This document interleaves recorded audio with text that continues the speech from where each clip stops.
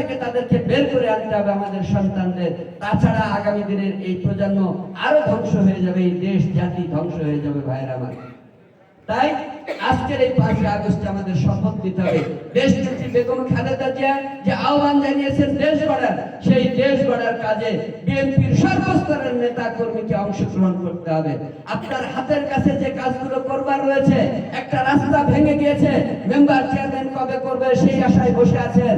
আমার ছাত্র দল, যুব দল, স্বেচ্ছাসেবক দল, শ্রমিক দল, কৃষক দলের ভাইদের কাছে অনুরোধ থাকবে, উদার হাতে নিয়ে বেরিয়ে পড়ুন, ওই ভাঙ্গা রাস্তাটা মেরামত করে দিন, মানুষের জন্য কাজ করেন। এরকম ভাবে আপনাদের কাজ করতে হবে।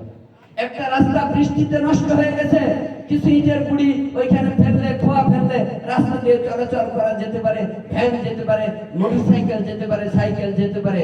আপনারা এই এলাকার নেতা কর্মীরা মিলে 5 টাকা 10 টাকা করে চাঁদা তোলেন, 1 গাড়ি 2 গাড়ি রাবিশ নিয়ে গিয়ে ওইখানে ফেলে দেন। মানুষ দেখুক যে বিএনপির নেতা কর্মীরা কিভাবে জনগণের পাশে দাঁড়ায়। এই শুধুমাত্র মিছিল করবো, স্লোগান দিব, দল ক্ষমতায় আসবে, ওই টেস্ট স্লিপের গম, চাউল, আটা এগুলো নিয়ে আসে ব্যক্তিগত গোরস্থানের উন্নয়নের নাম দিয়ে লুটপাট করে খাওয়া আওয়ামী লীগের মতন এই ধান্দা বিএনপি করতে পারবে না। পরিষ্কার ঘোষণা দিয়েছেন তারেক রহমান সাহেব। সুতরাং জনগণের পাশে থাকতে হবে, জনগণের ভালোবাসা অর্জন করতে হবে। তার জন্য যেভাবে কাজ করা দরকার সেই কাজগুলো আমরা করবো ইনশাল্লাহ। করবো তো সবাই আমরা?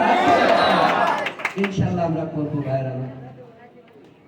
আমি রাজনৈতিক বক্তৃতা আজকে করতে চাচ্ছিলাম না, তবু 2-1টি কথা বলতে হয়। অনেকেই সাংগঠনিক কথাবার্তা যেহেতু বলেছেন, বিশেষ করে ইরফান ভাই বলেছেন যে আল্লাহ ভাগ্যে রাখলে এমপি হলে সংগঠন নিয়মের মধ্যে চালাবেন কিনা। ইনশাআল্লাহ আমি এই ভাষণ মাটিতে দাঁড়িয়ে কথা দিয়ে যাচ্ছি, আমি যতদিন দলের দায়িত্ব পালন করেছিলাম, সেক্রেটারি হিসেবে 2-2বার দায়িত্ব পালন করেছি।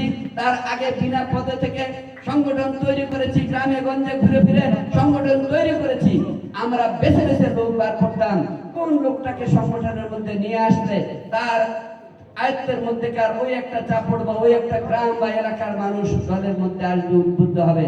এই টার্গেট নিয়ে আমরা তার বাড়িতে বারবার যেতাম, তার কাছে অনুরোধ করতাম, আলোচনা করতাম যে আপনি দলে যোগদান করেন, দলে যোগদান করলে দলটা শক্তিশালী।